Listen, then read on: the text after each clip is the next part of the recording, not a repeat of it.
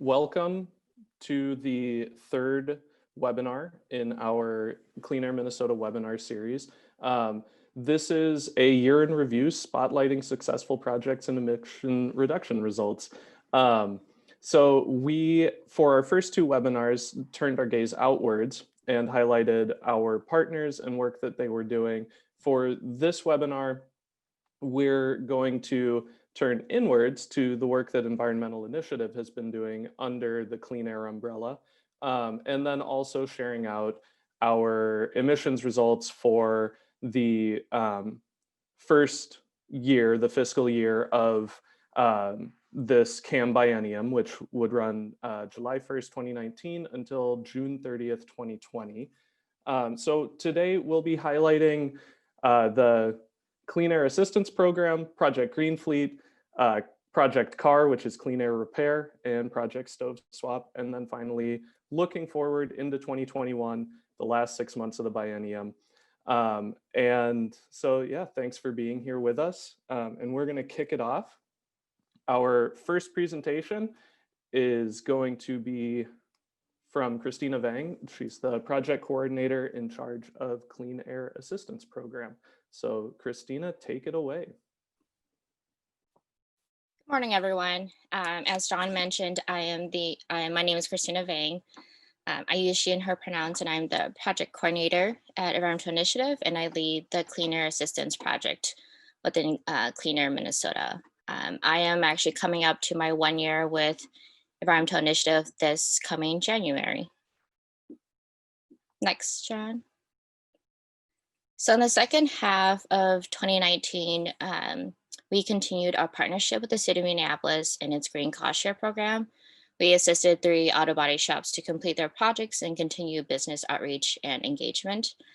We also helped 2 auto body shops, one from the Minneapolis program, apply for the MPCA's wood and metal finishing operations grant, which both of them got approved for the funding. And then lastly, we partnered with Mintab for free technical analysis for the body shops and provided some support for an EV auto reduction project. Next, John. So in Q1, we partnered with Ramsey County and the Ramsey Washington Recycling and Energy and launched their business pollution prevention program. This program is focused on reducing volatile organic compounds, VOCs, emissions, and the use of PERC. We launched this program in March of 2020 this year. So the first year of this program has been focused on targeting businesses on the Ramsey County's hazardous waste generated list, specifically dry cleaners, auto body shops, industrial painters, and printers. This program also prioritizes businesses in vulnerable and poor air quality geographical areas. Next, John. You can go next. So we refer to different reports and data sets to help us determine the priority areas that we wanted to focus on. From the MPCA, we use data from its interactive maps, specifically the environmental justice and the air pollution health score from 2014. We also took data from the Met Council's concentrated poverty report from 2011 to 2015. As you can see in these images here, we did a overlay of the locations from the generators based on the different maps and reports that we used. Next, John. And then from Ramsey County, we use its climate change vulnerability assessment from 2016 to prioritize vulnerable communities to poor air quality. We use data from hospitalization rates of asthma, COPD, as well as its overall poor air quality data. And we did the same here of overlaying the different data sets over the different businesses and locations to see where they were located and see what kind of scores they were given. So all of these reports and data sets helped us prioritize business recruitment and outreach from the hazardous waste generated list. And we also created a sliding scale score system based on these data sets to kind of, for each business, determine where they were at for vulnerability and poor air quality. Next, John. So eligible businesses for this program receive free technical assistance from MinTap and financial support of up to 50% of project costs, up to the $50,000. Since the launch, we've had 11 businesses on our target list express interest. But due to the pandemic, we've faced a few challenges for launching a new program this year. Business recruitment and outreach has been primarily virtual, creating a barrier to building relationships with these businesses and helping them through the process.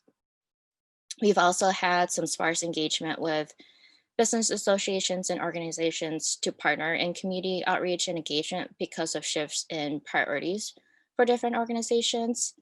I think the biggest challenge we've encountered is the financial hardships of the small businesses that they're having and have had due to the pandemic, with reduced hours of operation, having to cut down their staff, and not having as many customers as they're used to. This has made it particularly hard for the businesses to invest in this program, even if they're interested. And so you can go next, John. So since the end of fiscal year 2019, in June, Ramsey County and Arnie has been able to provide additional support, financial support for eligible businesses with its pandemic relief incentive. This incentive increased the maximum project cost coverage from 50% to 75%. It's effective until June 30th, 2021. And then once we get there, we'll kind of review it and decide if it needs to be extended to provide more support for the businesses. The goal of this is to increase our support for the small businesses so they can be a part of this program and help them a little bit more on the financial side. Since the incentive, we've had 2 printers express interest and 4 businesses outside of our focus also express interest. Some of them are restaurants, or we've had one coffee roaster kind of express interest on how they can improve their work. So we are currently looking into that and seeing what is viable at this time. We currently have 4 businesses in the queue, 3 dry cleaners and 1 auto body shop, and we have 2 applications submitted for review. And then next, John. So the video on this slide features an auto body shop in St. Paul that switched on its own from solvent-based to water-based equipment 10 years ago because the owner, Lisa, here wanted to do better for the environment and her employees. She did not go through this program, but we wanted to highlight her work to kind of show other businesses what you can do through this program. And as we look ahead to fiscal year 2020, we hope to help the 4 businesses in the queue complete their projects and continue with recruitment and outreach. And then lastly, we hope to engage more with the community through partnerships with the business associations and organizations. And with that, thank you, Christina. One thing I forgot to mention at the beginning, if you have questions, we'll save them for the end, just so that we can make sure that we're staying on time and make it through the presentations. And with that, we're going to hear from Allie Mueller. She's the manager of Project Green Fleet with Environmental Initiative. All right, thank you, John. Good morning, everyone. My name is Allie Mueller, and I am the manager of Project Green Fleet, or PGF. Today, I'm going to focus the presentation on the activities that PGF undertook in fiscal year 2019, so from July 2019 through June of 2020. I'm going to walk through the various grants that PGF has worked through during that year, present the emissions reductions achieved during the fiscal year, and then I'm going to finish up by touching on activities that have occurred within the grants in the last half of the calendar year 2020, so as to inform the future activities of PGF moving forward into 2021. Slide. No, yep. Fiscal year 2019 began with 3 existing Diesel Emissions Reduction Act or DIRA grants, one awarded and administered by the Minnesota Pollution Control Agency designated VW 155939. That was granted to EI in May of 2019, and 2 awarded and administered by the Environmental Protection Agency designated DIRA 2332 and 2430, granted to EI in January and October of 2018, respectively. Slide. And then EI received 2 additional DIRA grants during fiscal year 2019, one awarded by the EPA in August of 2019, designated DIRA 2482, and the other awarded by the PCA in April of 2020, designated VW 174566. Slide. When awarded, the VW 155939 grant included equipment owned by 7 fleets, 6 of them private and 1 public entity, the City of St. Paul. 15 projects were granted funding, including the purchase of 1 new mining truck, 5 new loaders, 1 new compactor, and the installation of 8 locomotive auxiliary power units. Slide. Of these projects, 1 was completed prior to fiscal year 2019. And then 4 were completed during the fiscal year, including the purchase of the mining truck, the installation of 1 locomotive APU, the purchase of 1 loader, and the purchase of the compactor. And unfortunately, 1 of the loader projects and the installation of 3 APUs for Otter Tail Valley Railroad dropped out of the grant in November of 2019 and February of 2020. Slide. The VW grant 174566 was awarded in April of 2020, and it includes 4 private fleets and 7 projects, including the replacements of 2 wheel loaders, 1 excavator, and 4 off-highway trucks. Slide. And then because it was only awarded in April, only 1 of the projects was actually completed in fiscal year 2019, and that was the purchase of 1 wheel loader by Omar Sand and Gravel in June of 2020. Slide. DIRA 2332 includes 2 fleets, 1 private marine fleet, and the City of St. Paul. 11 projects were in the grant, including the repower of the towboat Itasca for Upper River Services. They're based out of St. Paul. And the replacement of 6 Class 8 on-road trucks, 1 wheel loader, 2 aerial lifts, and 1 sweeper, all for the City of St. Paul. Slide. A few projects were completed prior to fiscal year 2019, including the repower of the Itasca and the purchase of the sweeper and wheel loader for St. Paul.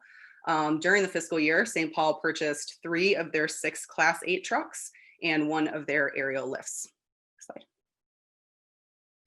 DIRA 2430 originally included 4 private fleets and 8 projects, including the repower of the towboat JL Fleming, also for Upper River Services, the repower of a locomotive, and 6 vehicle replacements, including 1 very large crane, 1 front end loader, 1 material handler, and 3 Class 8 recycling trucks. Slide. As with DIRA 2332, a few projects in 2430 were completed prior to fiscal year 2019, and those were the replacement of the 3 recycling trucks in April of 2019. During the fiscal year 2019, Upper River Services completed the repower of the JL Fleming. And then unfortunately, a number of changes did happen within the grant. The locomotive repower and the front end loader replacement were both withdrawn from the grant by the fleet owner in January of 2020. And then the material handler replacement project also was withdrawn from the grant in June of 2020. However, the front end loader project was replaced with a similar project, an excavator replacement, and that was completed in May of 2020. Slide. Finally, DIRA 2482 includes 5 private fleets and 4 public fleets and 18 vehicle replacement projects, including 3 recycling trucks, 1 street sweeper, 1 plow truck, 7 Class 8 on-highway trucks, 3 loaders, and 3 excavators. Slide. A number of replacement projects were accomplished in the grant in fiscal year 2019, including the 3 recycling trucks, 1 loader, the street sweeper, 3 Class 8 trucks, and 2 excavators. Additionally, 1 loader replacement for the city of North St. Paul did withdraw from the grant in December of 2019. However, it was replaced with a similar loader project for ingredient transport, which was purchased in April of 2020. Slide. So in total, the 24 APU installs, boat repowers, and vehicle replacements undertaken by 14 public and private fleets within 5 grants in the fiscal year of 2019 resulted in the approximate lifetime reduction of 103 tons of particulate matter, 720 tons of nitrogen oxides, and nearly 3,000 tons of carbon dioxide emissions. So now we'll take a look beyond fiscal year 2019 into activities of the last half of this calendar year 2020 and what's in store for 2021. So for the VW grants, the final 4 APU installations in 155939 were completed in July of 2020. So all the work within that grant has been completed, and it actually did close in September of this year. For VW 174566, the second wheel loader and all 4 Class 8 trucks were replaced in July of 2020. The last project, an excavator replacement for Pentagon Materials, should be completed shortly. They're set to have the vehicle delivered to the fleet yet this month, and that grant will close in June of 2021. And then additionally, EI submitted an application for the PCA's 3rd round of VW funding for off-road vehicles in September of this year. And the awards haven't been announced yet, but it's anticipated that they will be soon. Slide. And then for the EPA Dira Grants, again, looking beyond fiscal year 2019 into what happened later this year and into 2020, for Dira 2332, the city of St. Paul has purchased their remaining equipment, including the last 3 of their Class 8 trucks and the second aerial lift. We're awaiting destruction documentation for those vehicles. It should come in by the end of the year, which is when the grant will close. For Dira 2430, Gavilon's very large crane was just delivered this month, and it's in the process of being assembled and put into production.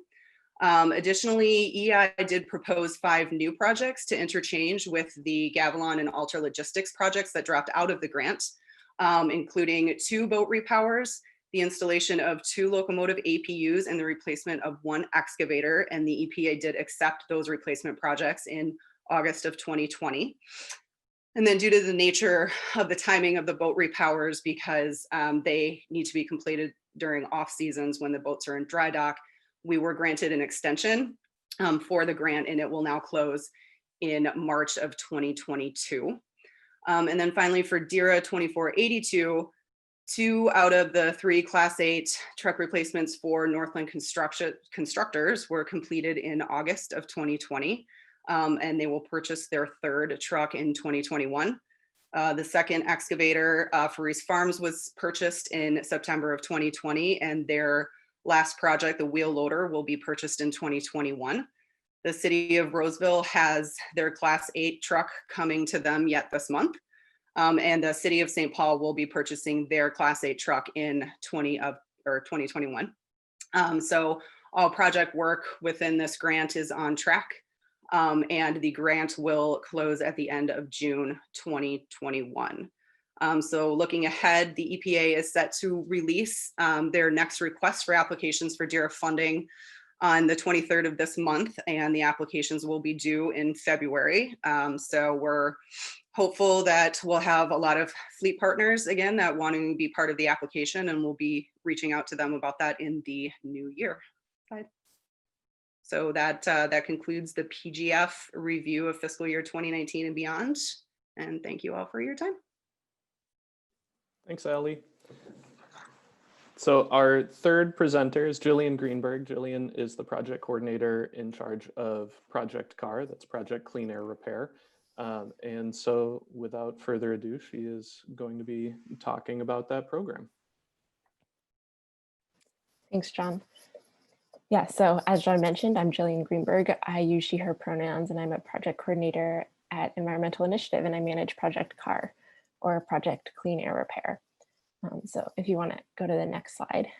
Project CAR works with garages in Minnesota to fund the repairs of outdated or broken emission systems in cars owned by low-income Minnesotans. So this project is intended to reduce vehicle emissions, but also look at the broader impact of these types of repairs on the public health of the communities where these cars are most frequently driven. According to a study from the Minnesota Department of Health and the Minnesota Pollution Control Agency, and as alluded to by Christina, we know that low-income Minnesotans are much more likely to live in areas with poor air quality. So this project really aims to provide repairs in communities that we know are most affected by air pollution. Slide. So as you can see from this graphic, 90% of the emissions from vehicle air pollution come from 25% of the cars on the road. This was found through a study at the University of Toronto, and Project CAR takes an approach where, taking this into account, we are trying to target these 25% of vehicles that most often tend to be the older vehicles on the road, and many of them are owned by people who can't afford to purchase a new vehicle or repair the emission systems on their current vehicles.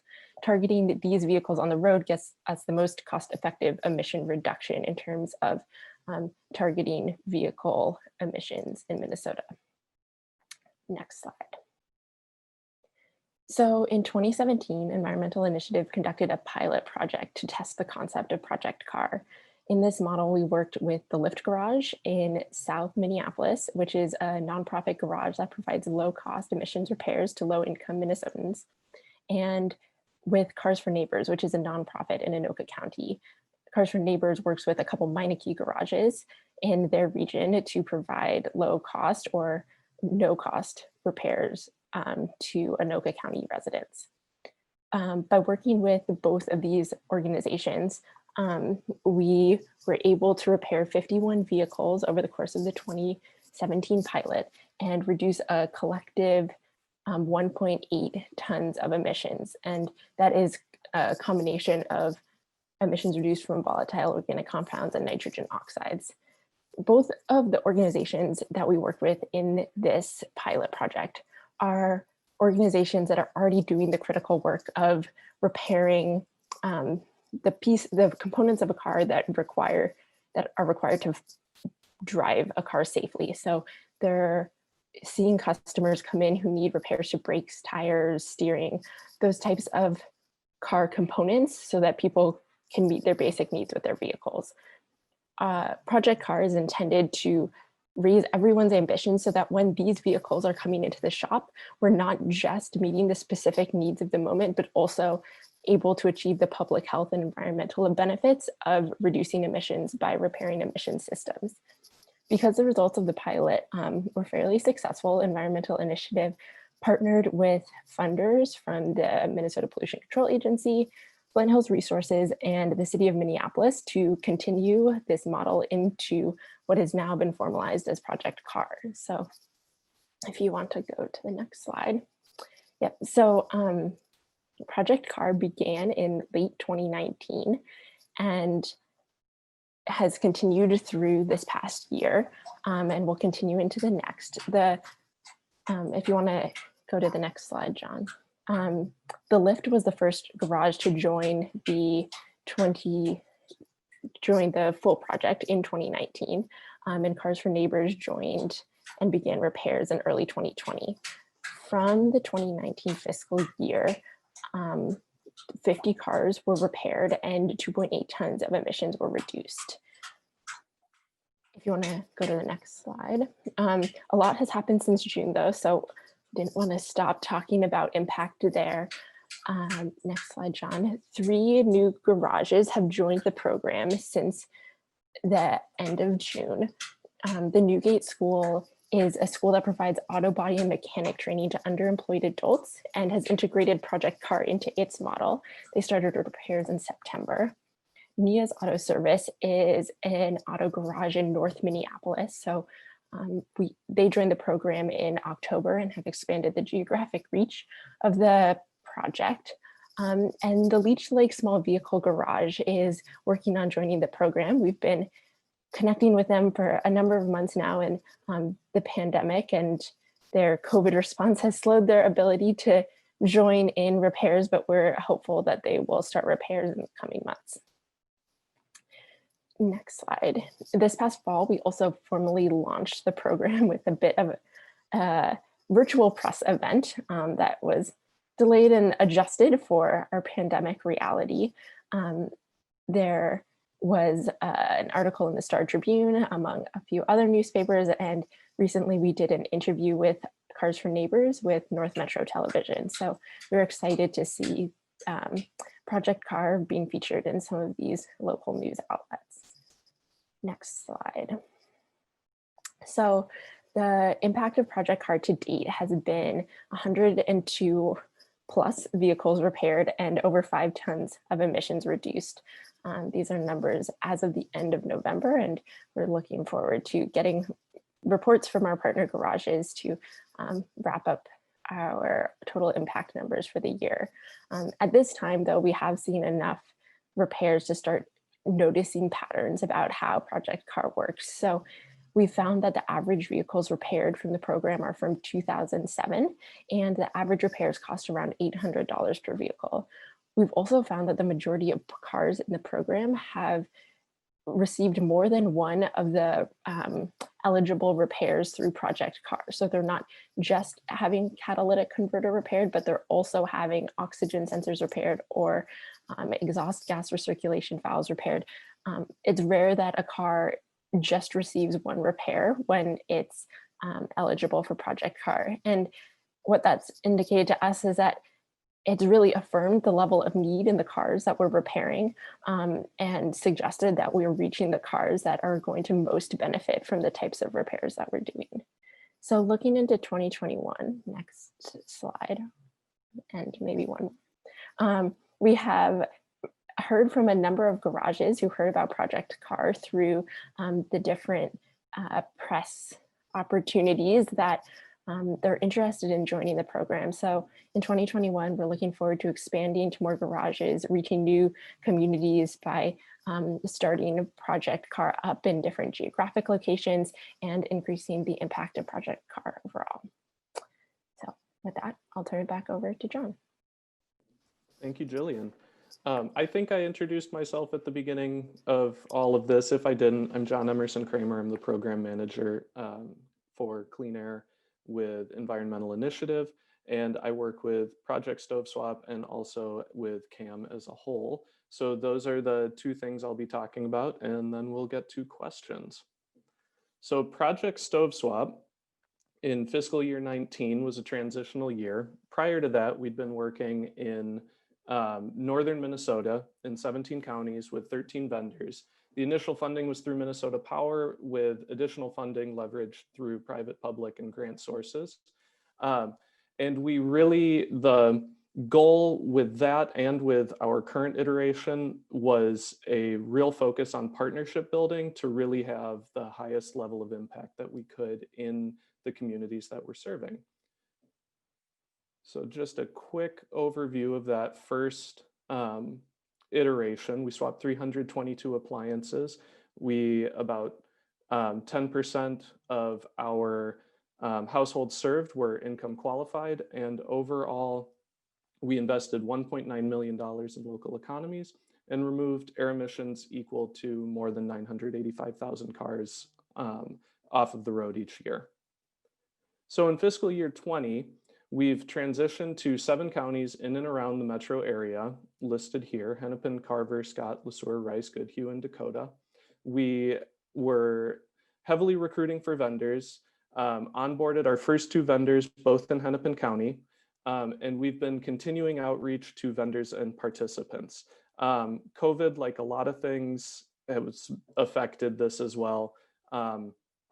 With the shutdown in March, as well as overall federal rulemaking that went into effect in May. Our vendors that we've been in contact with have either been extremely busy with backed up install projects or had shuttered business to then be able to catch up later after the shutdown. So it was kind of both sides of the equation and not really any in the middle. So for 2021, we are continuing targeted recruitment for participants. That's going to be recruitment through social media, through engaging with local business associations, especially outside of the direct metro, and also engaging with vendors and communities in that 7-county service area to be able to start aggressively moving forward with installing stoves. Clean Air Minnesota as a whole. So this is our fiscal year in review. Even though this is something that has covered the fiscal year, we've been continuing to move forward with things, as you've heard from all of our presenters. We've also had a previous 2 webinars, and this has been the kind of a funny place to be because we're at the end of the calendar year, but talking about the fiscal year, and everything has been ongoing. But these are our initial reported fiscal year 20 overall emissions reductions. We had 9 partner project initiatives and/or grant opportunities.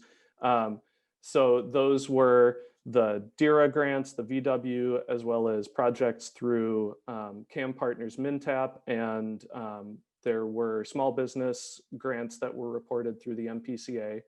Overall, 85.24 tons of VOC reduced, 45.81 tons PM2.5 reduced, and 221.95 tons of NOx reduced. And that's just in this last year. So good emissions reductions from our first year of the CAM biennium, setting us up to finish out this CAM biennium in the next 6 months with the work that has also been ongoing in the second fiscal year. So looking forward to 2021, we are continuing the work that we've done in the CAM project areas, which we break down by area source.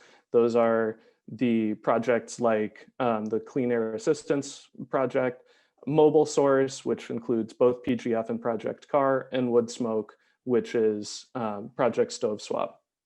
We'll also be continuing our webinar series. The pandemic, as it's shifted for everyone else, it's turned us to moving our presentations online and going digital.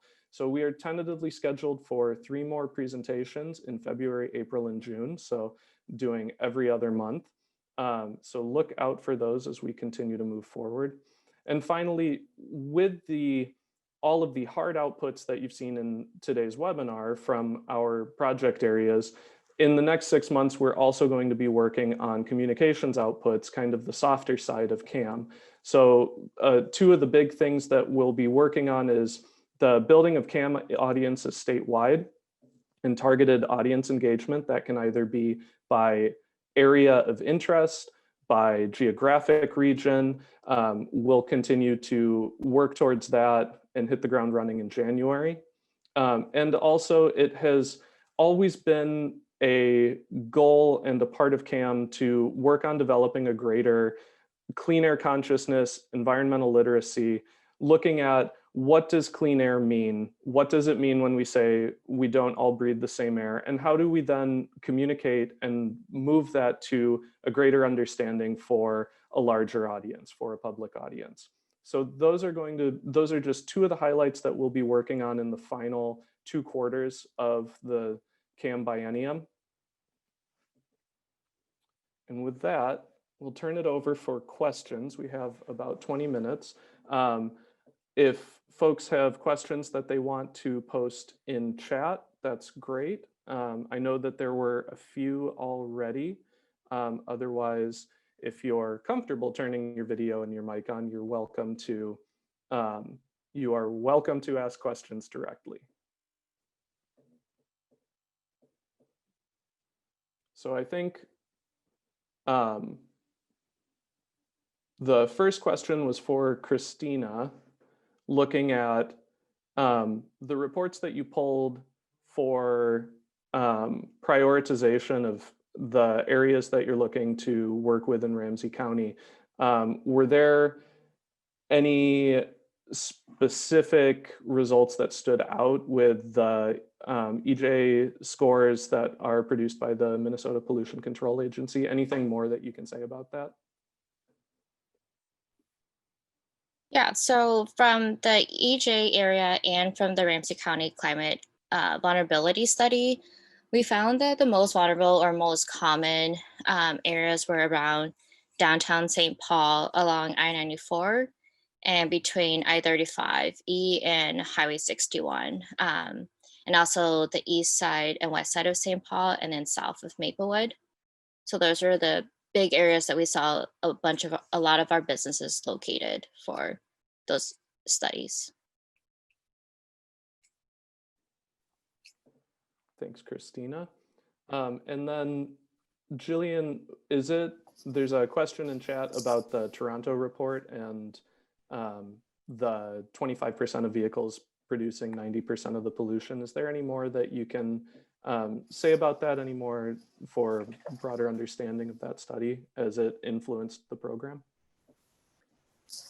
Yeah, I think that study just highlighted the impact that a project could have if it targeted the types of vehicles that were most polluting on the roads, just highlighting the fact that not all vehicles pollute equally and that it is a minority of vehicles producing the majority of pollution. That study didn't specifically say anything about the age of cars on the road, and what we've found in terms of the age of cars that are participating in the program has really been the result of us leaning on the expertise of the mechanics at these garages to determine which cars they see need these repairs.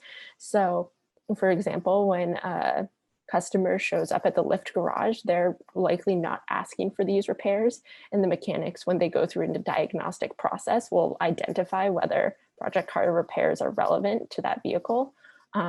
So based on the data that we get back from our partners, we've seen that the vast majority of cars that they are repairing are older vehicles. Occasionally I see one from 1998, but more likely early 2000s and up to 2010 or so are the most common ages of the vehicles in the program.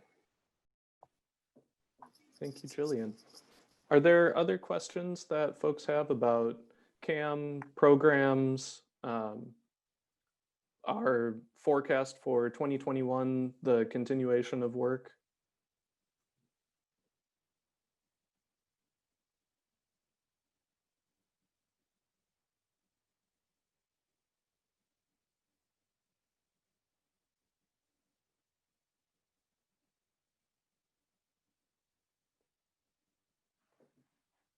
All right, well, as we're recording, I don't want to leave too much dead air. It's a cardinal sin when things are being recorded to have too much downtime. Thank you so much for joining us. I hope that the last 2 weeks of 2020 close out well for everyone.